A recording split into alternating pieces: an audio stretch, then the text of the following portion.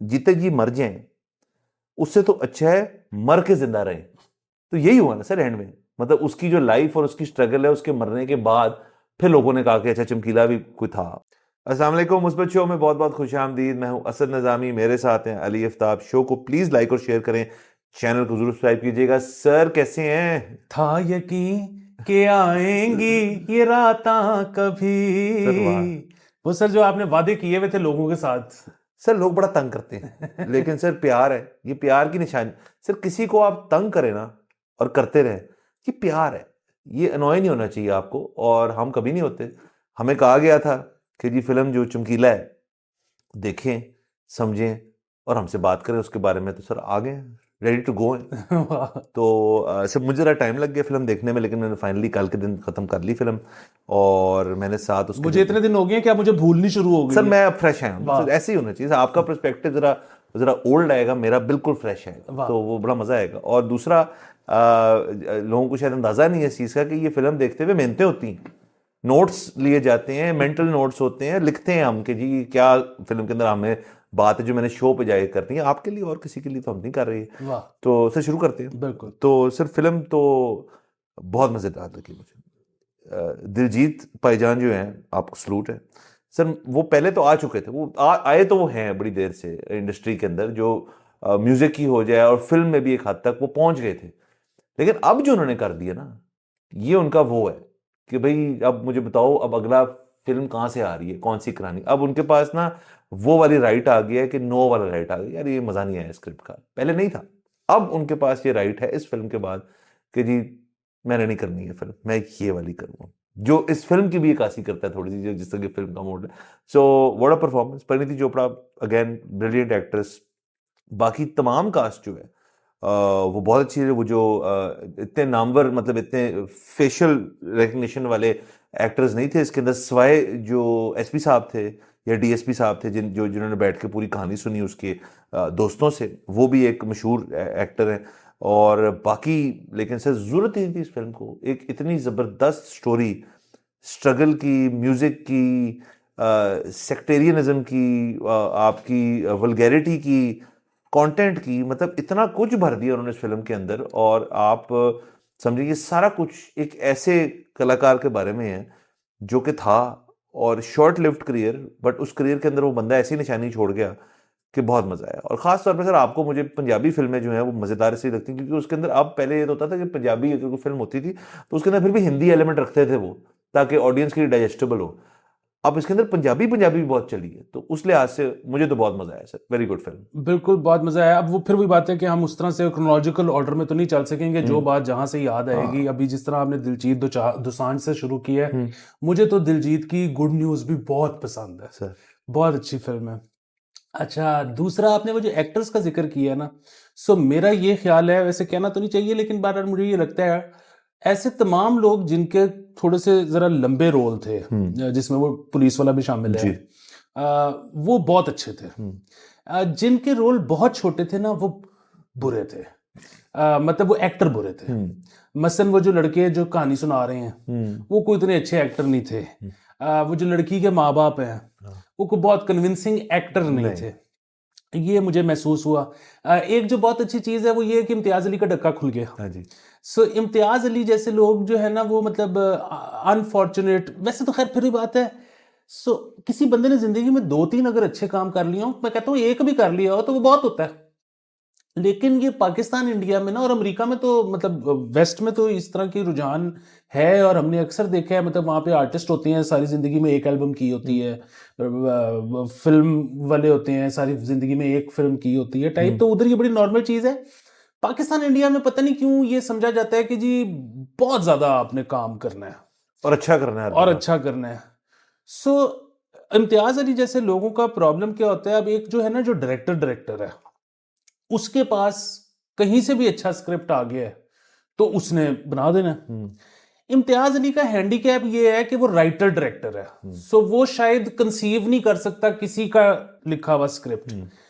तो जब उसका राइटर ब्लॉक लगा हो ना, तो फिर वो फिल्म भी नहीं सही बनती। अब वो जिस तरह उसकी फिल्में अच्छी भी हैं और बहुत अच्छी भी हैं और बुरी भी हैं। वो खास तौर पे वो जब आई थी ना, अल्लाह माफ करे, Harry met Sejal, oh sir. मतलब मैं सच आपको पता शेख हूँ और मैं मतलब घर पे कोई फिल्म लगी हो तो मैं नहीं बंद करता, जैसी मर्जी हो। सिनेमा से उठ के आना पैसे खर्चे हुए सर तो बहुत बड़ी बात होती है सर हैरी मेट सेजल में मैं उठ के आ गया था कि ये नहीं हो सर, सकता। बनता था उस फिल्म पे, वो नहीं देखी गई। तो इसमें हुआ ये है कि उसको मेरे ख्याल में अब जाहिर है लिखी तो उसने खुद है स्क्रीन प्ले, और दुनिया का सबसे मुश्किल काम ही स्क्रीन प्ले लिखना होता है। लेकिन ये है कि उसको एक बेसिकली मोटा मोटा सा जो है ना कहानी उसको कहीं और से मिल गई कि बेसिकली क्योंकि real हो life चुका था, character हाँ जी। हाँ, तो उसकी वजह से ना इसका मुझे लगता है कि डक्का खुल गया। हाँ, सो ये एक बहुत अच्छी बात हुई है। पॉजिटिव चीज है। अच्छा बाकी इसमें जो है ना, सो अब सीन ये है कि इसमें जब मैं देख रहा हूँ बहुत सारे लोग तनकीद कर रहे हैं, और वो जो तनकीद है ना वो मतलब अगेन वो दुरुस्त भी हो सकती है और वो गलत भी हो सकती है। मैं उस पर कमेंट इसलिए नहीं कर सकता क्योंकि नंबर एक, मैं चमकीला साहब को नहीं जानता था इस फिल्म से पहले। मैं भी नहीं जानता, ये एक बात है। तो अब जो उसमें सबसे बड़ी जो ज्यादा तनकीद है ना वो ये हो रही है कि जी उस का ये एस्पेक्ट नहीं दिखाया जिंदगी का, उसकी जिंदगी का फलान एस्पेक्ट नहीं दिखाया, उसकी जिंदगी का ढमकान एस्पेक्ट नहीं दिखाया। अच्छा वो तो ठीक है नहीं दिखाया, लेकिन आप ये देखें कि जो कुछ दिखाया है उसमें कोई ऐसी चीज थी जो निकाली जा सकती थी। सो अगर आपने वो एस्पेक्ट्स भी लेके आने थे जो कि नहीं दिखाए गए, तो फिर उसके लिए एक चीज तो बहुत जरूरी करनी थी, और वो ये थी कि इसका रन टाइम बढ़ाया जाता, या इसको शो में तब्दील कर देते, या इसको शो में तो ये इस मतलब इस रन टाइम में इससे ज्यादा इंफॉर्मेशन होता, नहीं आ सकती वो थी। अनोइंग हो जाती बहुत।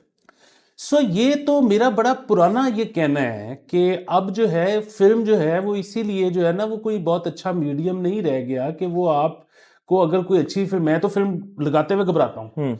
उसकी वजह ये है कि मुझे होता है कि यार अगर फिल्म बुरी हुई तो मेरा टाइम ज़ाया हो जाएगा, और अगर फिल्म अच्छी हुई तो मैं 1.5-2 घंटे बाद जिप खोल के बैठा हूँ और मुझे समझ नहीं आएगी उनमें करना की ये मतलब फिर अगर एक चीज अच्छी है तो फिर वो लंबी चले लंबी चले तो आदतें खराब हो गई ना हमारी, हम कहते हैं ये सीजन आए फिर हम पूरा देखें उसको। हाँ। अच्छा फिर तीसरी चीज उसमें ये है कि वो जो है ना कि कई एस्पेक्ट्स को उसने हाथ नहीं डाला उसकी जिंदगी के। अगेन डायरेक्टर्स चॉइस, क्योंकि सो और पता है होगा क्या अगर इस पे मजीद फिल्में बननी शुरू हो जाती हैं, मतलब अगर ये कैरेक्टर को लोगों को इतना पसंद आ जाता है, अगेन वो बहुत ठेठ पंजाबी उस साइड के पंजाबी जो हैं उनको तो इसका ऑलरेडी पता था ही, लेकिन बाकी दुनिया को अगर बहुत पसंद आ जाते हैं और इस पर फिर चीज़ें बननी शुरू हो जाती हैं, वो डॉक्यूमेंट्रीज भी आएंगी, फिर मजीद फीचर फिल्म्स भी आएंगी, फिर शायद सीजन भी आ जाए, वो करते करते आपको सारी इंफॉर्मेशन मिल जाएगी। ये बिल्कुल वैसे ही है कि आप मुझे बताएं कि आपको इतना कुछ पाब्लो एस्कोबार का किस तरह पता है, आप कोई एक फिल्म या ड्रामा पॉइंट नहीं कर सकते। एक बैटरी ऑफ वर्क है, कंटेंट है ज्यादा सारा, तो वो अब हमें पता सारा कुछ है उसका, लेकिन हमें भी नहीं पता कि कौन सी चीज बिट हमने कहां से उठाई। हाँ। सो ये चीज हो गई। तीसरी एक और चीज ये है कि इसमें जी वो भी एतराज आ रहा है कि इम्तियाज अली जो है ना उसने जो सही मानों में ऑथेंटिक पंजाब है वो नहीं उसने दिखाया, और उस तरह से ऑथेंटिक ये फिल्म नहीं है। अच्छा मेरे तो मैं इस बात से डिसएग्री करता हूँ क्योंकि मेरा एक पॉइंट इस फिल्म के ऊपर आगे मैं बताऊंगा वो इसी से मुतल्लिक है एक्चुअली। हाँ अच्छा उसमें ना दो चीजें, एक तो उसमें ये भी है ना कि जी ये आपस में उर्दू क्यों बोल रहे हैं, ठीक है, मतलब हिंदी उर्दू वटेवर, ये पंजाबी क्यों नहीं बोल रहे, वहां पे आपस में कौन उर्दू बोलता है। और ये बात ठीक है, मतलब वहां को छोड़ो, लाहौर में मैं और आप आपस में उर्दू नहीं बोलते जब शो ना कर रहे हैं। लेकिन प्रॉब्लम ये है कि इसमें इसके दो पहलू हैं। एक तो ये कि वो जिस ऑडियंस के लिए बना रहा है, अगेन इम्तियाज अली जो है वो पंजाब का डायरेक्टर ही नहीं है, मतलब उसकी ऑडियंस ही वो नहीं है, उसकी ऑडियंस हम है, ठीक है, तो वो उसने इनके लिए बनानी है तो वो तो उर्दू करेगा। अच्छा दूसरी चीज ये है कि अगर वो कोशिश ये करता ना, वो कहता ना कि जी मैं आपको बताता हूं कि ऑथेंटिक पंजाब क्या होता है और उस दौर में क्या हुआ था, उसने नहीं किया। वो अगर करता तो वो झूठा लगता। वो ये अभी जो है ना फिल्म, अगेन बहुत एस्पेक्ट इसमें मिस हो गए होंगे, हो सकता है कुछ जगह पे उसने बदयांती भी की हो कि उसको एक चीज का पता हो और उसने कहा हो कि यार ये मेरे नैरेटिव के साथ नहीं जाती, तो उसने वो बदयांती में निकाल दी हो या चेंज कर दी हो, उसमें को मैनिपुलेट भी कर दिया हो, ये भी हो सकता है, क्योंकि वो हमारे लिए बना रहे हैं। और क्यों वो हमारे लिए बना रहे हैं? क्योंकि वो भी हमारे जैसा है। ये बिल्कुल ऐसे है कि मैं अब म्यूजिशियन हूँ, अपने आप को मैं समझता हूँ या नहीं? सिर्फ हैं। Thank you. तो मुझे ना एग्जैक्टली अंदाजा है कि रैप कैसे बनता है, ठीक है, लेकिन मैं कभी बनाऊंगा नहीं। उसकी वजह ये है कि मैं जिस दिन रैप बनाऊंगा ना वो झूठा लगेगा क्योंकि वो मेरे अंदर से निकला ही नहीं है सर। वो। सो ये फिल्म मेरे ख्याल में कामयाबी इस वजह से हो गई कि इम्तियाज अली ऑथेंटिसिटी के चक्कर में नहीं पड़ा, क्योंकि अगर वो पड़ जाता तो उससे बननी नहीं थी। वो पंजाबी है ही नहीं, उसको पता ही नहीं कि क्या होता है। वो रिसर्च करने जितनी मर्जी निकल भी जाता, फिर भी बात है बड़े सालों में बनती, शायद कामयाब हो जाती। मुश्किल था भी, बिल्कुल जिस तरह हमारे यहाँ पे वो जो है ना को 22 फिल्में बनी है जग्गे पे, वो जिस पे मशहूर भी है ना जग्गा टैक्स जिस बंदे के नाम पे, तो वो उसमें से 21 फिल्में ये पप्पू गुजर ने वाली फैमिली ने बनाई है, बेसिकली जग्गे की फैमिली ने। और उनमें से कुछ 16 मेरे ख्याल में हिट हुए, और एक फिल्म है जो कि आउटसाइड फैमिली किसी ने बनाई है, और वो तो फ्लॉप है। सो ये जो है ना, मतलब जिस तरह इम्तिहान में होता है ना कि आपने जब भी पेपर दिया होगा, आपको यहाँ पे किसी बड़े ने जरूर बताया होगा कि ये ना देखो कि क्वेश्चन पेपर में क्या पूछा गया है, वो लिख के आओ जो तुम्हें आता है। सो आर्ट में भी ना मुझे ये लगता है कि सही गलत के चक्कर में नहीं पड़ना चाहिए, वो करके आना चाहिए जो आपको आता है सर। तो मतलब फिर भी बात है ना कि at the end of the day कामयाबी क्या है कि ऑडियंस जुड़ी रही या छोड़ के चली गई। मतलब मैं तो बड़ा unpopular opinion, I am sorry, लेकिन मतलब मैं कोई हाईवे का ज्यादा फैन नहीं हूँ, ठीक है। मतलब क्योंकि अगेन लोगों को बहुत पसंद है, क्योंकि लोग कहते हैं जी वो मैसेज बड़ा अच्छा दिया उसमें। वो मतलब क्या फर्क पड़ता है कि मैसेज क्या है। मैं छोड़ गया, मतलब छोड़ी तो नहीं, मैंने देखी पूरी, लेकिन मैं बहुत जगहों पे मेरा था कि यार बस मेरे से नहीं हो रहा। हालांकि एक्सेप्शनल म्यूजिक, लेकिन इसमें वही बात है कि ये फिल्म जो है आप एक खास हद से आगे चले जाते हो, फिर आप छोड़ नहीं सकते, फिर आप फिर आपने एंड तक जाना है इसमें। तो ये कामयाब और सर बाकी इम्तियाज अली के से एक चीज तो बहुत अच्छी थी जिसमें वो ऑथेंटिक रहा। वो अगर रखता ना, फर्ज करें शाहिद कपूर को, या रखता रणबीर को, या किसी और को, रणवीर सिंह को रख लेता, उसका एक बहुत बड़ा मसला था कि वो शायद कर भी लेते, डिलीवरी दे पाते, लेकिन एक तो जैसे आपने कहा टाइम बहुत लगता, उनको पहले सीखना पड़ता, उनको थोड़ा डायलेक्ट चेंज करना पड़ता। दिलजीत के लिए इतना बड़ा मसला नहीं था क्योंकि वो ऑलरेडी इसी फील्ड से है बंदा, और वो कबीर सिंह और उड़ता पंजाब में शाहिद कपूर ने पंजाबी ठीक मुनासिब बोल ली थी, वो डायलॉग की हद तक है। उसमें मौसीकी करना है एक टोटली डिफरेंट एनिमल है जिसको आपको करना होता है। तो वो अगर दिलजीत ना जिसको ना लाता वो, तो वो उसको टाइम भी ज़्यादा लगता और शायद वो ये इम्पैक्ट उसका आता ही ना। और लास्टली इसके अंदर मुझे ये बात भी अच्छी लगी कि जो उसने अपनी पग उतार दी ना, जो टर्बन होती है, वो भी एक बड़ा स्टांस था, और वो भी उसी चीज़ को कहता है कि शायद ऑडियंस को एक डिफरेंट एंगल से वो डील कर रहा था कि मतलब वो प्योर पंजाबी रहना भी नहीं चाहता था, लेकिन गायकी उसकी जो सारी पंजाबी के अंदर थी। बट उसने थ्रू आउट द फिल्म, जैसे चमकीला खुद भी था, उसने वो अपना सिंबल जो था कल्चर का वो हटाया। तो प्रोटेस्ट उसका शुरू से चल रहा है फिल्म में, वो को बीच में जाके उसके नहीं किया उन्होंने, और बीच में पहन भी लेता है, बीच में उतार भी लेता है। तो दैट वाज वेरी इंटरेस्टिंग कि उसने बीच में ये एंगल भी रखा। वो बल्कि मैंने पढ़ा है कहीं पे कि ए.आर. रहमान ने तजवीज़ दी थी इम्तियाज अली को कि अगर दिलजीत ना माना तो फिर consider Kapil Sharma for the show, हाँ, फॉर द फिल्म। वो शायद क्योंकि वो जुबान से उतर नहीं थी उस तरह लैंग्वेज, और ये तो ज़ाहिर दिलजीत तो खैर है ही, उसकी बोली है। वैसे भी कपिल भी तो पंजाबी है, कपिल भी पंजाबी है। तो सर गा भी लेता है। हाँ, और इसके अंदर एक जो ये वाला पॉइंट है कि इसमें मैं ऐड करता जाऊं, तो आप देखेंगे फिल्म जो है उसके अंदर एक एनिमेशन का बहुत रोल है इस फिल्म के अंदर। एक तो वो जो कट ऑफ्स है ना जिसके अंदर वो प्योर एनिमेशन करते हैं, दूसरा आप देखें कि जब वो अपने प्योर ठेठ पंजाबी गाने गा रहे होते हैं, साथ उर्दू में उसकी एक ट्रांसलेशन आ रही होती है चंद लिरिक्स की। वो किस लिए है? वो इसलिए है कि वो ये नहीं कर रहा इम्तियाज अली के जी मैं जो हूं इसको पंजाबी से हट के कर रहा हूं, मैं इसको एक अवाम सारे के लिए डाइजेस्टेबल बनाने की कोशिश कर रहा हूं, इस वजह से कि क्योंकि बुनियादी तौर पर फिल्म तो म्यूजिशियन के बारे में और उसके म्यूजिक के बारे में और सब कुछ उसके इर्द घूमता है। तो उस म्यूजिक की लिरिक्स जो है, अगर इसके अंदर इल्जाम लगता है वल्गैरिटी है, किसी को पंजाबी नहीं आती उसको समझ ही नहीं आएगी वल्गैरिटी क्या है, वो फिर उसके अंदर उर्दू लिख के बताता है। इसलिए उनकी जो आपसी कॉन्वर्सेशन है, अगर वो फुल पंजाबी में करता तो आपको आधी ज़्यादा उनका जो रोमांस है या उनकी रिलेशनशिप है या उनका जो स्ट्रगल है वो आपको उसकी सही समझ ना आती। बहुत सारे लोगों को आ जाती, लेकिन बहुत सारे लोग हैं जो आप जैसे कह रहे हैं उसकी ऑडियंस है उसको ना भी आती। सो इस वजह से उसने इसको डाइजेस्टेबल बनाया उनके लिए। लेकिन फिर भी मेरे अपना ख्याल है, शुरू में मैंने कहा इसमें पंजाबी नॉर्मल एक पंजाबी फिल्म से फिर भी ज़्यादा है, तो मुझे ये चीज़ अच्छी लगी। बाकी एनिमेशन जो है सर, वो what a way to use इस किस्म की जो चीज़ है कि मतलब जैसे वो दूसरी दफ़ा जब उसके सामने वो तीन बैठते हैं रिलीजियस जो उनके लीडर्स होते हैं और वो कहते हैं कि तूने शराब भी नहीं पीनी, वल्गर गाने भी नहीं गाने और बीड़ी नहीं पीनी, चौथी शर्त या तीसरी शर्त थी। वो गाड़ी में बैठता है, वो कहता है ऐसी की तैसी मैं सीधा बीड़ी लगाऊंगा और उसके ऊपर वो कट करता है सीधा एक ज़बरदस्त सी एनिमेशन में जिसमें उसका दोस्त भी देख रहा है, वो बीड़ी लगा रहा है, माचिस दिखाई, फिर टैक्सी वाला कैब वाला शीशे में उसके आंखें दिखाई। तो सर ये चीज़ें जो हैं ये बड़ी मैं कहूँगा बड़े अच्छे एक ग्लू है इस सारी चीज़ को जोड़ने में। ऑडियंस की विजुअली भी उनको ब्रेक मिल जाती है और प्लस अमूमन ऐसा इंडियन फिल्म्स में होता नहीं, और एनिमेट जिसने भी किया है बहुत ज़बरदस्त जॉब की। इवन वो सीन जब वो ख़वातीन दिखाई हुई हैं छतों पे खड़ी हुई हैं और वो छत गिर जाती है लेकिन वो गाता रहता है उसके बाद, सो वो भी उसके अंदर बहुत बहुत डेप्थ थी इस सारी चीज़ के अंदर। एनिमेशन कटअवेज जो थे वो मुझे बहुत पसंद है इसके। बिल्कुल। अच्छा, फिर इसमें ना ये भी एक वो चीज़ जो है वो अगेन मसला ये है कि जिस तरह उसका एक शुरू में सीन था, मुझे एग्जैक्टली ये नहीं पता कि कितने मिनट पे वो सीन था जिसमें वो दरवाज़ा खुला छोड़ देती है और वो कहती है दरवाज़ा खुला है आज। वो एग्जैक्टली वो मोमेंट था जिसके बाद मुझे ये ख्याल नहीं आया कि मैं मोबाइल पे अपने नोटिफिकेशन चेक कर लूँ, मैं वो कर लूँ, मैं वो कर लूँ। सो मैं हुक हो गया फिल्म में और मैं उसके बाद फिल्म के साथ वो आपको हुकिंग पॉइंट एंड तक।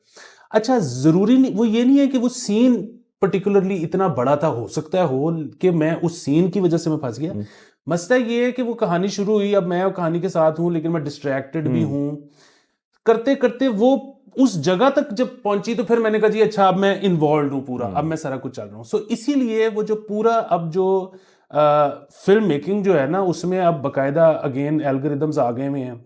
अब जब आप फिल्म बनाने बैठते हो तो आपके पास लोग आ जाते हैं जो कहते हैं कि जी तीसरे मिनट पे बंदा कुछ खा रहा हो, पहले मिनट में आपने इस तरह का बैंग देना है, 7वें मिनट में ये हो। ठीक है, अब फिल्म बनाना जो है ना वो सिर्फ ये नहीं है कि एक बंदे ने सोचा और फिल्म बना दी, नहीं नहीं नहीं नहीं नहीं, अब साथ आपके डेटा वाले लोग होते हैं।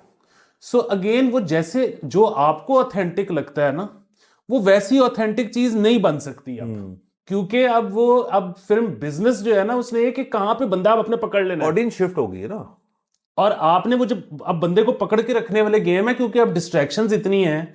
और ये तो शायद फिल्म ऐसी है कि आई डोंट नो शायद लगी होगी थिएटर्स पे, बट इट्स नेटफ्लिक्स ओरिजिनल। सो इसने लगना ही बेसिकली पहले दिन इसने आ जाना टीवी के ऊपर भी। सो जिस घर पे टीवी का तो सबसे बड़ा रौला ये है ना कि घर दी घंटी बज गई है, मोबाइल बज गया है, अम्मी ने दही लैन भेजता है। ठीक है, तो इसमें आपने वो ग्रिप कैसे करना है, तो फिर वो उस पे पूरी इंजीनियरिंग होगी। उसमें वो ये नहीं होगा कि जी मेरा विजन और मेरा कॉन्सेप्ट और मेरा ये वो सारा कुछ। फिर उसके बाद इसमें एक और चीज जो इसमें अगेन फिर भी बात है ना कि हमें नहीं पता कि इसकी कहानी के कौन से एस्पेक्ट थे जो बिल्कुल ठीक बताए गए, कौन से थे जो चेंज किए गए, कौन से थे जिन पे नजर ही नहीं डाली गई। ये सारा कुछ उसने जो किया है ना, और उसके पास ये करने का मार्जिन भी था और उसको करने की जरूरत क्या थी। उसकी वजह ये है कि अगेन इम्तियाज अली की जो ऑडियंस है ना, हम इम्तियाज अली की सारी फिल्में देखते हैं, ठीक है, हम उसकी ऑडियंस हैं, हमें अच्छी भी बहुत लगती हैं, हमें बीच में बुरी भी लगती हैं, लेकिन हैं। हम इस तरह का जो हम चमकीले का म्यूजिक था ना, वो म्यूजिक हमारा यॉनरा नहीं है। ठीक है, अब अगेन चमकीला must be a great song writer. ठीक है, मतलब अगर लोग उसको उस दौर में इतना पसंद करते थे और आज भी करते हैं, दिलजीत दोसांझ कहता है मैं उसका फैन हूं, मतलब उसकी एल्बम ब्लैक हो रही है तो फिर बड़ा स्टार है ना। हाँ, तो वो सॉन्ग राइटर कमाल का है, लिरिसिस्ट जिसको मैं कहूँ, सॉन्ग राइटर में तो कंपोजर भी आ जाता है, तो वो बहुत यकीनन कमाल का है। लेकिन बात ये है कि आप और मेरे जैसे लोग जो कि जिनको फिल्म भी पसंद आई, ये भी नहीं कि जिन्होंने कहा जी फिल्म नहीं थी अच्छी, फिल्म भी पसंद आई, कैरेक्टर भी पसंद आया, लेकिन हमने इसके बाद भी उसको गूगल नहीं किया कि अच्छा जी दसो चमकीला कौन सी, अच्छा चमकीले की कहानी में घुस जाए हम। वो सारा कुछ हमने क्यों नहीं किया कि he must be a great lyricist, लेकिन वो जो एक पर्टिकुलर जॉनरा है ना, वो पंजाबी बोली टप्पे टाइप एक वो जो है ना कंटिन्यूअसली वो गाए जाने वाला एक धुन पे, वो हमारा जॉनरा ही नहीं है। अच्छा अगेन ये इसका मतलब ये नहीं है कि वो जॉनरा अच्छा नहीं है, वो जॉनरा तो कोई भी ना अच्छा होता है ना बुरा होता है, जॉनरा तो जॉनरा होता है। और फिर वही बात है कि मेरे जैसे बंदे को तो ये, बल्कि मैं अपनी लाइल्मी, और दूसरा अपनी सुस्ती, और तीसरा अपनी नालायकी है मेरी ये कि मैं अभी तक उस जॉनरे के साथ इस तरह से जुड़ नहीं सका, क्योंकि म्यूजिशियन का तो ये काम ही नहीं है कि पसंद ना पसंद, म्यूजिशियन का काम सब है कुछ हर सुने। चीज सुनना। लेकिन बहरहाल हम वो एक आम आदमी जो मेरे जैसे जो बंदा है ना, वो मतलब मैं म्यूजिशियन तो अपने आप को समझता हूँ, क्योंकि मेरी एक डेफिनेशन है म्यूजिशियन की, और उस डेफिनेशन पे मैं पूरा उतरता हूँ, वैसे मैं हूं या नहीं हूं। वो ये है कि एक गाना जो बना ही नहीं है, जो है ही नहीं गाना, अगर आप उसको कंसेप्चुलाइज कर सकते हो ना, अगर आप उसको इमेजिन कर सकते हो कि अच्छा ये धुन होगी, इधर ये बजेगा और इधर ये बजेगा और ये कंप्लीट होके ऐसा को साउंड करेगा, तो वो ऐसे बंदे को मेरा ख्याल है वो म्यूजिशियन है। तो मैं सिर्फ ये कहना चाह रहा हूं कि फॉर्मेटिव ईयर्स में आपके, दूसरा ये है कि आपके घर वाले कैसा म्यूजिक सुनते थे, ये वो सारी चीजें हैं कि जिससे आपका एक वो टेस्ट सा बन जाता है, उसमें ना कुछ ठीक है ना कोई गलत है। मतलब अगेन जिस तरह मैं नुसरत फतेह अली खान के अलावा मैं कवाली फैन ही नहीं हूँ, राइट। ठीक है। अब इसका मतलब ये तो नहीं है कि कवाली कोई हल्की चीज है, कवाली कमाल चीज है, लेकिन मैं नहीं हूँ, मेरे घर वाले नहीं सुनते थे टाइप सीन। तो इसी तरह चमकीला जो म्यूजिक है ना, चमकीले का, वो हमने अगेन, मैं अब मुझे यकीन है कि उसके कहीं टेक्स्ट लिखा हुआ मिल जाए ना, तो हम उसकी लाइनें ऐसी ऐसी आएंगी, हम कहेंगे ओए ओए ओए पाड़ दी। लेकिन एज सुनने के तौर पे कान की हद तक जो है वो ऑटोमेटिकली आपको उस तरह अट्रैक्ट नहीं करता। और नहीं, उनको करेगा, हमें नहीं नहीं करेगा, हाँ। हमने कुछ और। हाँ सर, लेकिन बाकी अब देखें ना, क्योंकि प्योर, आप सॉरी आपकी बात सो मैं सिर्फ ये कहता है कि इम्तियाज अली को ये पता था कि मैं ये सारा कुछ कर सकता हूं, मैं उसकी जिंदगी को शायद थोड़ा सा ट्विस्ट टर्न भी कर सकता हूं। उसकी वजह ये कि मेरी ऑडियंस ने तो ये देखने के बाद भी जाके शायद नहीं चेक करना कि अच्छा की होया सी। सर बाकी सर, अगर इम्तियाज अली जैसे एज ए डायरेक्टर है, तो उसकी अगर आप ट्रेजेक्टरी देखेंगे, उसकी अच्छी फिल्में हैं, वो अमूमन एक ट्रेजेडी के अराउंड रिवॉल्व कराती हैं। ये भी ट्रेजेडी थी, रॉकस्टार भी एक ट्रेजेडी थी, हाईवे भी एक ट्रेजेडी थी, मतलब उसमें लेकिन आलिया भट्ट लॉन्च हो गई as a hardcore actress. Rockstar कहा जा सकता है रणबीर कपूर की एक वो फिल्म थी जिसके अंदर वो उसने अपनी एक और साइड दिखाई, तो मतलब उन दोनों को और एंड में जाके इत्तेफाकन वो मिल गई, शादी भी होगी उनकी। बट तमाशा अब इसके अंदर दिलजीत जो है, अब उसको भी उसने दिखाया बड़े पहलू के अंदर है, मतलब उसकी कॉमिक सेंस भी, कॉमेडी भी कर सकता है उसके अंदर, उसकी जो सीरियस साइड है वो भी दिखाई है। लेकिन इसके अंदर से जो बेस्ट चीज थी मेरे लिए वो ये थी कि इन्होंने जिस तरह म्यूजिक को यूज करके इंडस्ट्री की, और तमाम इंडस्ट्री की, एंटरटेनमेंट की हद तक, म्यूजिक की हद तक, फिल्म की हद तक, किसी भी स्टार के ऊपर जो प्रेशर हो सकता है वो डाला। जैसे इसके ऊपर एक प्रेशर आया बंदे के ऊपर कि यार तुम जो गा रहे हो तुम वो नहीं गा सकते। अब ये तो बड़ी गलत बात है ना सर, कंटेंट रेगुलेशन देखें, आपके ऊपर मेरे ऊपर भी हो सकती है, हम तो तब जाते हैं कि यार हमारे रोकते क्यों हमें, ये तो हमारी एक्सप्रेशन है। उसकी एक्सप्रेशन रोकी, वो एक दफा फिल्म में उसने की, बात मानी और उसने चेंज कर दिया। वो चला गया उनकी तरफ कि भाई आपकी तरफ से, जैसे उसने करतारपुर का भी जिक्र है और ननकाना का भी जिक्र है, तो उधर चला गया, वो गाने बनाए, वो भी हिट हो गए क्योंकि वो स्टार था, टैलेंटेड आदमी था। मसला ये हुआ कि उसको पुलिस वालों ने कहा कि यार तुम ये गाने नहीं बना सकते, तो वो उसका बेस्ट था, वो कहता है यार कि वो कहते हैं मैं ये नहीं बना सकता, आप कहते हैं मैं ये नहीं बना सकता, मैं किधर जाऊं। फिर उसने उसके बाद वल्गैरिटी वाली एल्बम उसने कह दिया था उनको कि मैं एक लॉन्च होएगी तो उसको बर्दाश्त नहीं था, हम कर लेंगे। गाए उसने जरूर, फिर जाके फिर रुकते रुकते फिर उसने गाए, और उसकी जबरदस्त बात थी, कहते यार मैं खड़ा हुआ हूं, इतना सामने बंदा है, वो चीज सुनना चाह रहे हैं। और उसका दोस्त कहता है कि चमकीला इस मामले में कमजोर था कि वो ऑडियंस जो है उनको छोड़ नहीं सकता था। वो कहता है यार मैं तुम तो स्टार होता है ना सर बंदा जब, और बाद में एंड में जब थ्रेट लेवल उसका फुल हो गया था, जब उसमें दिखाते हैं उसमें गोली शोली भी चली, उसके बाद उसकी लाइन है सर, बेस्ट डायलॉग है, मैं आप बोल देता हूँ। वो कहता है जीते जी मर जाए उससे तो अच्छा है मर के जिंदा रहे। तो यही हुआ ना सर एंड में, मतलब उसकी जो लाइफ और उसकी स्ट्रगल है, उसके मरने के बाद फिर लोगों ने कहा कि अच्छा चमकीला भी कोई था। और वो एंड में सिनेमा वाला सीन जिसके अंदर उसका गाना लगता है, उसकी वीडियो, म्यूजिक वीडियो आती है सॉर्ट ऑफ, जिसके अंदर लोग नाचना शुरू कर देते हैं। तो ये सारी टोन्स जो इम्तियाज अली ने यूज की हैं, परफेक्टली डिलीवर्ड बाय दिलजीत और परिणीति, वो इतनी मजे की हैं कि उससे हर बंदा रिलेट कर सकता है लेवल पे कि यार रेगुलेशन भी हो सकती है। और इसके अंदर तो रेगुलेशन नहीं थी, एक रिलीजियस एंगल भी था उसका, उसकी बरादरी ने कहा कि यार तुम हमारी मुआशरे को खराब कर रहे हो। तो सर देखें आप कि मुआशरा खराब हो रहा है वाली चीज चमकीले ने भी फेस की। हम भी फेस कर रहे हैं। तो ये मुआशरा जो है सर बदतदरीज खराब ही होता जा रहा है, और ये खराब होता रहेगा। इसका ये मतलब नहीं कि इसको हमारी वजह से या उसकी वजह से खराब हो रहा है। मुआशरा तो खराब हो रहा है बहुत बहुत चीजों की वजह से। और इसमें रेगुलेशन वाली जो एंगल था मेरे लिए, तो वो बहुत हुकिंग पॉइंट जैसा आपका वो वाला सीन था, मेरे लिए ये था कि यार ये बात कितनी मजेदार हो रही है और देखते हैं क्या करता है ना। मैं इसलिए हुक हो गया कि ये क्या करेगा, और उसने कहा कि मैं करूंगा, और उसको मार दिया उस वजह से। सो व्हाट अ कंप्लीट वे, मतलब जितना रन टाइम था उसका, उसमें आप सही कह रहे हैं यही इशू डिस्कस हो सकता था, और करते तो बहुत मुश्किल था। मतलब उसके वालिद के साथ उसकी रिलेशनशिप थी कि वालिद वाज ड्रंक, वो भी उसके ऊपर भी मेरे ख्याल में 2-4 एपिसोड तो हो सकते थे, बट उन्होंने उसको बड़ा लाइट रखा। और दोस्तों के साथ मसले, जिसको वो कनाडा नहीं लेके जाता, उसके ऊपर भी वो बड़ी बात होती थी। लेकिन उन्होंने एक पॉइंट जो रखा वो ये था कि यार रेगुलेशन, उसमें थोड़ा रिलीजियस एलिमेंट डाल दिया, लेकिन उसकी स्ट्रगल फिर कि नहीं भाई ऑडियंस मेरी है, उनको मैं दूंगा जो मैंने देना। बड़ी जबरदस्त बात है। असल में ना मुझे जो सबसे अच्छी फिल्म की बात लगी वो बात लगी ही ये।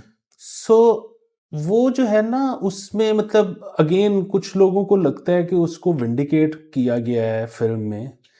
मेरा तो ख्याल है कि मतलब शायद किया भी गया हो, मतलब जाहिर है वो अब अगेन यहाँ पे या कभी भी आप जब आप किसी को मार ही दोगे ना, ठीक है, तो उसका फिर जब भी तस्करा आएगा, उसने भले कुछ ही क्यों ना किया हो, आपकी एक हमदर्दी जुड़ जाएगी उसके साथ, ठीक है, क्योंकि आपने उसको मार ही दिया, मतलब उसको उस पर ट्रायल ही कोई नहीं हुआ, आपने ढा और कर केस दिया। भी फर्क कर दिया। हाँ, तो अब वो विंडिकेट इस वजह से आप समझ रहे हैं कि उसको किया, तो फिल्म में तो वो, मैं तो ये कहता हूँ कि उसको जैसे मर्जी दिखाते, आप उसको किसी भी लाइट में उसको एक्टर को दिखा देते, क्योंकि आपने उसको मार दिया था ना, उसने विंडिकेट तो हो ही जाना था।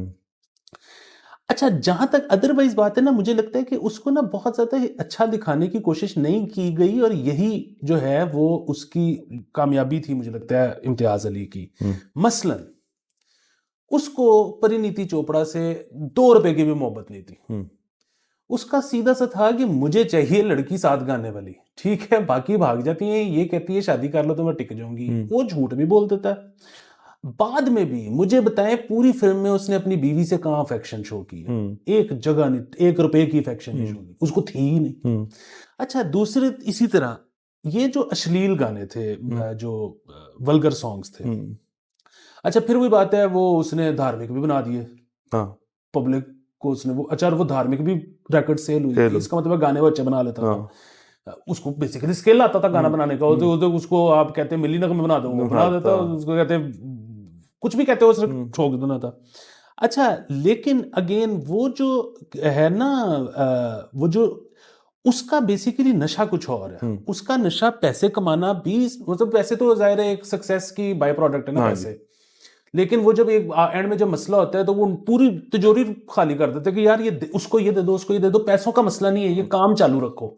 ठीक है, वो काम चालू रखना क्या है, वो बेसिकली उसको नशा है ऑडियंस का, जो कि ज्यादातर बहुत बड़ा नशा है सर, जो कि ज्यादातर लोग जो कि मतलब आर्टिस्ट हो, स्पोर्ट्समैन हो, मतलब जो भी है ना एग्जीबिशनिस्ट, वो किसी भी तरह का एग्जीबिशन करता है, वो आर्ट का करता है, वो किसी भी चीज का करता है, वो मतलब ये बिल्कुल वैसे ही है कि वो गांधी साहब से थोड़े दिन पहले किसी ने सवाल किया कि जी वो आप वहां पे, तो आप अमेरिका बैठते हैं या मलेशिया बैठते हैं और आप ऐसी चीज़ें भी डिस्कस कर लेते हैं जो कि पाकिस्तान में लोगों के लिए करना बड़ा मसला है, तो आप लेकिन एड्रेस पाकिस्तान को कर रहे होते हैं, और ये वो, तो वो उनका एक बड़ा ज़बरदस्त जवाब था। उन्होंने कहा कि जी मैं तो जाहिर है जिस जगह से पला बड़ा हूँ, जो मेरी कौम है, मैंने तो उसी को एड्रेस करना है, और ये तो असबाब ऐसे बन गए कि आज वो सोशल मीडिया है, तो मैं वहां बैठ के एड्रेस कर सकता हूँ यहाँ पे।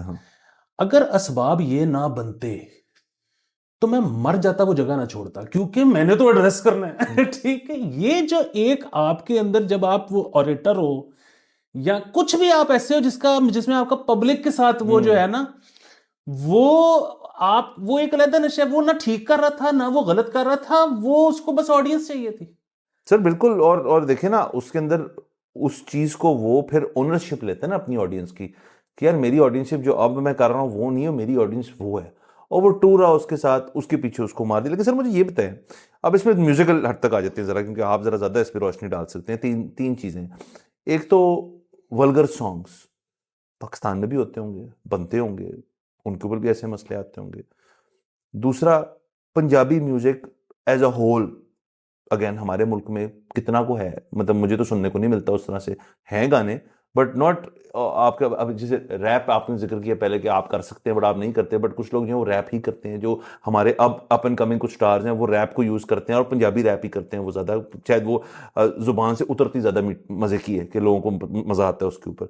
और तीसरा सवाल देखिए इसके अंदर जो आपने कहा ना, परिणीति को उसने मोहब्बत नहीं करता था बट उसको रखा, तो ड्यूएट वाला बात है कि यार आप दो सिंगर्स हों, वो तो मैंने कभी नहीं देखा इस मुल्क के अंदर कि यार एक लड़की को साथ रखा हुआ है जो कि गा भी रही है, मेरी पार्टनर भी है और मैं भी बीच में आ रहा हूँ, स्टार वही होगा, बट उसने हर अपने कॉन्सर्ट में हर चीज में उसको साथ रखा। तो सर ड्यूएट वाला कल्चर तो यहाँ मैंने कभी देखा नहीं। पंजाबी यस, अब फिर से ना, और वल्गर सॉन्ग्स जो हैं यहाँ पे, जो हमारा मुआशरा इतना सख्त है उसके अंदर अभी भी आते हैं, नहीं आते? सर इसमें एक तो जो म्यूजिक की आप बात करें ना, तो अगेन फिर वही बात है, इसमें ठीक गलत तो कुछ हो नहीं ना सकता, ये तो अपनी अपनी पसंद है। अब वही बात है कि रहमान ने जो उसके गाने किए हैं चमकीले वाले, वो वेरी वेल अरेंज्ड, वेरी जैसे वो करता है, जैसे वो करता है, साउंड ही, इंजीनियरिंग ही कमाल है मतलब, तो वो सब कुछ बड़ा जबरदस्त है। लेकिन फिर वही बात है, मुझे पसंद वो हैं जो दूसरे गाने हैं, जो इसके अपने हैं, जो चमकीले के नहीं हैं, जो मतलब जिस तरह विदा दे है, हाँ जी, वो विदा दे पे बंदा रह जाता है, खत्म हो जाता है, क्योंकि हमारा म्यूजिक वो वाला है। तो बाकी जो पंजाबी की बात है ना, यहाँ पे बहुत पंजाबी म्यूजिक बनता है, और यहाँ पे हमारा मसला ये है कि हम अगेन और सोसाइटी में बैठते हैं और तरह का म्यूजिक सुनते हैं। अदरवाइज ये हीरा रिकॉर्ड्स और दूसरे इस तरह के रिकॉर्ड्स हैं जो कि साउथ पंजाब और इधर उधर का आपको करते हैं। मतलब यहाँ पे वही बात है ना कि हमें लगता है कि यही 12-15 लोग हैं जो पाकिस्तान में म्यूजिक कर रहे हैं या उससे पैसे कमा रहे हैं। बात ये है कि वो यहाँ पे शफा अल्लाह रोकड़ी का किसी को पता ही नहीं है, यहाँ महक मलिक का किसी, मतलब यहाँ से मुराद है कि पाकिस्तान में सबको पता है, लेकिन ये जो एक छोटे से बबल में हम रहते हैं ना, मैं और आप, इधर नहीं किसी को पता। वो इनके मतलब महीने में अगर 30 दिन होते हैं तो 45 शोज होते हैं। मतलब शफा अल्लाह रोकड़ी तो फौत हो गया, लेकिन अब उसका बेटा कर रहा है। तो इस तरह के ये जो जितने लोग हैं ना, ये क्रेजी फॉलोइंग है इनकी। ये मतलब ये जब गाना फेंकते हैं यूट्यूब के ऊपर, तो आप सोच नहीं सकते कि कितनी जल्दी इनको हिट्स पड़ते हैं। तो वो एक पूरी दुनिया चल रही है। जहां तक बात है उनकी गानों की, जो क्या कहते हैं, अश्लील सॉन्ग्स या वल्गर सॉन्ग्स यहाँ पे ज्यादातर जो है ना रिकॉर्ड नहीं होते, और वल्गर सॉन्ग्स जो हैं वो कुछ अगर रिकॉर्ड हो भी जाते हैं तो वो अनोनिमसली रिलीज किए जाते हैं। आप रिकॉर्ड ना होने का मतलब है कि परफॉर्म होते हैं, रिकॉर्ड नहीं होते। हाँ, और जब वो रिकॉर्ड अगर कोई यूट्यूब पे डाल भी दे तो वो एज अनोनिमस सॉन्ग रहता है। अच्छा, फिर इसमें जो वल्गैरिटी वाला वो भी बात है ना, सो अगेन इसमें जो है वो जिक्र हुआ उन गानों का भी जिसमें वो बेसिकली कह रही है भाभी जो है वो जेट्स के साथ यूं कर ले तो जेठ भाभी के साथ फलाना कर ले टाइप। फिर उसमें जो है वो कुछ थोड़ा बहुत, शायद मुझे तो पता नहीं है वो, लेकिन इस तरह की भी बातें शायद उसके गानों में हैं, मैंने कहीं सुनी है कि जी वो थोड़ा से को रेप का आंसर भी उसमें है। अच्छा, फिर वही बात है कि ये इस तरह की चीज़ें वो हैं जो कि अब आके जिनको हम ज़्यादा सेंसिटिव हो गए हैं, क्योंकि अब वो जो है ना, मतलब हमें वो बताया जा रहा है कि वो जेंडर स्टडीज़ में कि जी ये चीज़ें बहुत गलत हैं। पहले ये चीज़ें जो हैं वो की जाती थी, मतलब की जाती मुराद है कि कहीं गाई जाती थी। ये पहले इतना मसला नहीं था। अब तो कोई बंदा कैंसिल हो सकता है ना, ये बिल्कुल वैसे ही है। कल्चरली एक वो ज्यादा एक्सेप्टेबल थी। एक्सेप्टेबल तो कभी नहीं होनी चाहिए इस चीजें, बट तब जरा ज्यादा थी आज की बनिस्बत। मतलब बेसिकली ये है कि आज भी जिसको तो तब बेसिकली कोई एक स्कूल, यूनिवर्सिटी, कॉलेज या कोई एक मतलब उस तरह से ना पूरी इंस्टीट्यूशनलाइज्ड कोई वो आपके पास लाइन नहीं आ रही थी कि ये नहीं करना। ठीक है, वो एक घरों में तो होगा कि जी ये मतलब प्राइवेटली सुनो, घर वालों के सामने नहीं सुनना टाइप सीन। और बाश नौजवान अलहदा गाते होंगे, एंड में वो पुलिस वाले का होता है। हाँ, वो लड़कियां जो हैं वो लड़कियां अलहदा गाती होंगी, लेकिन उस तरह घर के से। अब तो ये है ना कि मतलब मैं और आप भी अगर कमरे में इस तरह की चीज सुन रहे हैं तो वो हम अजीब से वो होगा, क्योंकि यार मतलब वो हमें टोटल से पता है कि ये नहीं कर सकते आप। सो मतलब, लेकिन ये फिर वही बात है कि अब ये हमारे वालिदैन जो जनरेशन है, ये कई ऐसी चीजें कहते हैं जो कि हम सोच भी नहीं सकते। हाँ, और हमें इनको कराना पड़ता है कि भाई इजी हो जाए, इजी है। सर वो हर बंदे के घर में एक अंकल तो होता है ना, कि मैं दसना। सो ये वो सारा जो है ना, ये मतलब अब जाहिर है दुनिया बदल। सो मैं सिर्फ ये कह रहा हूँ कि अब के हिसाब से उसको जज करना, उसको एज अ पर्सन, अगेन वो तो फिर भी बात रहे तो धार्मिक भी बना रहा था वो, उसको चाहिए थी ऑडियंस। उसको आप कुछ कहते हैं ना, उसको आप कहते हैं ISPR का कॉन्सर्ट है। उसने वतन के सजीले जवानों को के आगे 4 अंतरे लिख देने थे। वो तो ऑडियंस का आदमी था बेसिकली। तो सर बट बाकी अगर हम चले फिल्म की बाकी चीज़ों पे कर लें तो सेटिंग वाज ग्रेट। मतलब उसके अंदर जो उन्होंने जगहें दिखाई हैं, चीज़ें दिखाई हैं, वो बेहतरीन थी। रेफरेंस टू अमिताभ बच्चन भी बड़ा अच्छा लगा मुझे। वो जो आता है कहता है यार कि उनके लिए हमने 300 लगभग 28 कुर्सियां लगी, तेरे लिए 1024 कुर्सी लगा दी। सर एक स्टार के लिए जो इंडिया से हो, उसके लिए इससे बड़ी कोई बात हो ही नहीं सकती। अमिताभ तो एक टाइमलेस क्रीचर है ना, मतलब उसको तो हर वक्त ही वो फेमस थे। जब अपनी गुर्बत में भी फेमस एक बंदा था वो, तो उसको कह दिया कि यार उनके लिए 300 लगाई थी, आपके लिए 1000 लगाई है, प्रमोटर पागल हो गए। तो पाकिस्तानियों के लिए भी हाँ, तो ये कितनी बड़ी बात है, कितनी बड़ी बात, कितनी बड़ी बात है। और फिर मैं कहीं और पढ़ रहा था और ये आई एम श्योर हुआ होगा, ये एवं नहीं कह दिया होगा उन्होंने। ये हुआ होगा, और ये बड़ी इस बात में प्राइड लेता होगा। और मैंने कहीं सी और जगह पे ये भी पढ़ा था कि इसको एक दफा शायद श्री देवी ने भी ऑफर कर दी थी कि तुम आके फिल्म कर लो। राइट। और इसने बेसिकली वो कैलकुलेटर चलाया और इसको हिसाब इसने ये लगाया कि जितने दिनों का फिल्म का स्पेल है, मेरे इतने पैसे मारे जाएंगे, तो उतने उधर से नहीं मिलने जितने सर, और दूसरा कितना वो खूबसूरत एक चीज है कि आप पंजाब के किसी छोटे शहर या गांव के अंदर हैं, लेकिन वहां आप एक जैसे पॉप अप कॉन्सर्ट नहीं होता कि मतलब वो ट्रक सा खड़ा हुआ है, उसके सामने स्टेज लगी, उसके सामने वहां गांव के लोग आ गए और उनके लिए कॉन्सर्ट उसने दे हमारे, जिसका नाम मैं भूल रहा हूँ, क्या कहते अखाड़ा हैं, शायद। अखाड़ा शायद कहते थे। हाँ, अखाड़ा लगे वो ये कुश्ती होती कुछ है और, उसमें, हाँ, उधर उसके अंदर होता है, तो वो इसको भी अखाड़ा अखाड़ा कहते हैं। लेकिन सर वो कितनी खूबसूरत चीज है कि यार आप टोटली आप एक लोकलाइज हो के मजीद लोकलाइज हो चुके हो आपके म्यूजिक की हद तक, और वो उस बंदे ने उठा के उसको एक अपने लिए मुल्की नेशनल ग्लोबल चीज बना ली। तो बंदा तो टैलेंटेड था, जो मर्जी कर ले। वो तो जाहिर था, वरना लोगों को क्यों पसंद आता। और दूसरी चीज़ ये कि एक तो ये कि अखाड़े से मुझे याद आया कि यहाँ पे पाकिस्तान में ना, यहाँ पे ऑल पाकिस्तान म्यूजिक कॉन्फ्रेंस जो होती है, जिसमें क्लासिकल गायक पूरे पाकिस्तान से आके गाते हैं, उसका तो सबको पता है। कोई जाए ना जाए, पता सबको है। एक यहाँ पे और चीज़ होती है जिसका अमूमन लोगों को नहीं पता होता, उसको कहते हैं मैदान। अच्छा। वो मैदान ये होता है कि उस साल में एक होता है और उसमें पूरे पाकिस्तान के तबला नवाज आते हैं। उफ। और सिर्फ तबला, वो एक दूसरे को वन अप कर रहे होते हैं कि फिर तो जुगलबंदी चल रही होती है। जुगलबंदी वन ऑन वन भी चलता है, फिर जुगलबंदी मुकाबला भी होता है, और उसमें सिर्फ तबला होता है। सर कितनी बड़ी आपने चीज बताई, और सर मैं गया नहीं आज तक, तो मुझे आपने लेके जाना है सर प्लीज, क्योंकि तबले से ज्यादा जबरदस्त और टेक्निकल और मजे की चीज में ड्रम्स किट लगी हो, लेकिन एक तबले वाला बैठा हो तो खा जी कमाल ही है। तो ये जो आपने जिक्र किया था कि वो एक पर्सनलाइज्ड, बिल्कुल लोकलाइज्ड, और ये वो सारा कुछ, ये मुझे एक और चीज ये लगती है कि दुनिया शायद वापस उस तरफ जा रही है। मतलब एक दौर था कि हम वो ग्लोबल हो रहे थे, अब दुनिया वापस उधर जा रही है कि वो बिल्कुल उसी तरह ना, कि जिस तरह अब कहा जा रहा है कि जी वापडा बंद करो, ये लेस्को बंद करो, बेसिकली मल्ला अपनी बिजली खुद बनाए, नेशनल ग्रिड का क्या तो क्या है। तो उसी तरह ये अब जो है ना, आर्ट का भी मुझे लग रहा है कि वापस, मतलब ये जो पेट्रियन है, मतलब वो पेट्रियन क्या है कि जी वो 50-100 बंदे कह रहे हैं कि दोस्त मैं तुझे संभाल रहा हूँ, तू ये कर, और बस बिल्कुल इसी तरह का। वो देखे ना, वो जो 100 बंदा है जो कि मेरा ख्याल रख रहा है, वो मेरा ख्याल रख रहा है जो मैं कर रहा हूँ उस पर। अब अगर मैं मजीद ऑडियंस लेने के लिए, ग्लोबल होने के लिए अपनी चीज बदल देता हूं, तो ये 100 बंदा तो नहीं खुश, इनको तो मैं वैसे पसंद हूं जैसे मैं हूं। तो बेसिकली अब 100 बंदों का। सर वो आपको याद होगा कि वो मैंने एक पॉडकास्ट किया बाबर निजामी साहब के साथ, उन्होंने क्या बात की, प्रॉफिट निकालते हैं। एक जमाने में मैं भी उससे एसोसिएट था, फिर आपने और हमने कहा हम कुछ और करेंगे, बट प्रॉफिट चल रहा है। उन्होंने बात इतनी जबरदस्त की, वो कहते हैं यार कि प्रॉफिट एडवर्टाइजिंग बेस्ड है, प्रिंट मीडिया है, ऐड मिलेंगे तो करेंगे। एडवर्टाइजर ऐड देता है तो एडवर्टाइजर आगे से ये भी कहता है यार कि साडा ख्याल भी रख लेना।